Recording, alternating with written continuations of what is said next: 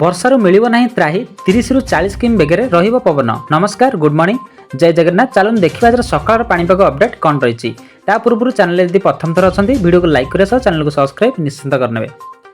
Trough line ପ୍ରଭାବରେ ଗତ 24 ଘଣ୍ଟାରେ ରାଜ୍ୟର ବିଭିନ୍ନ ସ୍ଥାନରେ ହାଲୁକାରୁ ମଧ୍ୟମ ଧରଣର ବର୍ଷା ଲାଗି ରହିଥିବା ବେଳେ ଆଗାମୀ 11 ତାରିଖ ପର୍ଯ୍ୟନ୍ତ ରାଜ୍ୟର କିଛି କିଛି ସ୍ଥାନରେ ଏଭଳି ବର୍ଷା ଲାଗି ରହିବା ନେଇ ପାଣିପାଗ କେନ୍ଦ୍ର ପକ୍ଷରୁ ସୂଚନା ଦିଆଯାଇଛି। ଅଧିକାଂଶ ଜିଲ୍ଲା ପାଇଁ ୟେଲୋ ୱାର୍ଣ୍ଣିଂ ଜାରି କରିଛି ଆଞ୍ଚଳିକ ପାଣିପାଗ କେନ୍ଦ୍ର। ବିଜୁଳି ଘଡ଼ଘଡ଼ି ବର୍ଷା ସହ ଘଣ୍ଟାକୁ 30 ରୁ 40 କିମି ବେଗରେ ପବନ ନେଇ ପୂର୍ବାନୁମାନ କରିଛି। ସେହିପରି ଆଜି ସୁନ୍ଦରଗଡ଼, ଝାରସୁଗୁଡ଼ା, ବରଗଡ଼, ସମ୍ବଲପୁର, ଦେଓଗଡ଼, ଅନୁଗୁଳ, ଢେଙ୍କାନାଳ, କେନ୍ଦୁଝର, ମୟୂରଭଞ୍ଜ, ବାଲେଶ୍ୱର, ଭଦ୍ରକ, ଯାଜପୁର, କେନ୍ଦ୍ରାପଡ଼ା, କଟକ, ଜଗତସିଂହପୁର, ପୁରୀ, ଖୋର୍ଦ୍ଧା, ନୟାଗଡ଼, ଗଞ୍ଜାମ ଓ ଗଜପତି ଆଦି 20 ଜିଲ୍ଲାକୁ ପ୍ରବଳ ବର୍ଷା ନେଇ ୟେଲୋ ୱାର୍ଣ୍ଣିଂ ଜାରି କରିଛି। ବର୍ଷା ସମୟରେ ଏହି ଜିଲ୍ଲାଗୁଡ଼ିକର ଗୋଟିଏ କିମ୍ବା ଦୁଇଟି ସ୍ଥାନରେ ବିଜୁଳି ଘଡ଼ଘଡ଼ି ଏବଂ 30 ରୁ 40 କିମି ବେଗରେ ଝଟକା ପବନ ବହିବା ନେଇ ସୂଚନା ଦିଆଯାଇଛି।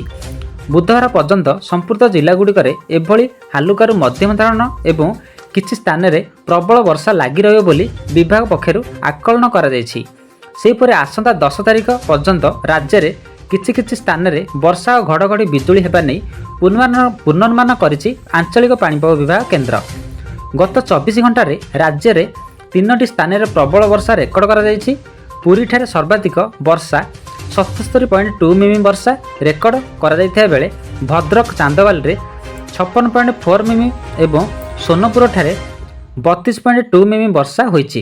ଏଥିସହ ଏବେ ରାଜ୍ୟରେ ସେଭଳି କିଛି ଗୁରୁତ୍ୱପୂର୍ଣ୍ଣ ପାଣିପାଗ ସ୍ଥିତି ନଥିବା ନେଇ ଆଞ୍ଚଳିକ ପାଣିପାଗ କେନ୍ଦ୍ର ନିର୍ଦ୍ଦେଶକ ଡକ୍ଟର ମନୋରମା ମହାନ୍ତି ସୂଚନା ଦେଇଛନ୍ତି। ଏହିଭଳି ଅପଡେଟ୍ ଆଗକୁ ପାଇବା ପାଇଁ ଆମ ଚ୍ୟାନେଲ ସହ ଯୋଡ଼ି ରୁହନ୍ତୁ। ଲାଇକ୍ ସବସ୍କ୍ରାଇବ୍ ନିଶ୍ଚିନ୍ତ କରିନେବେ।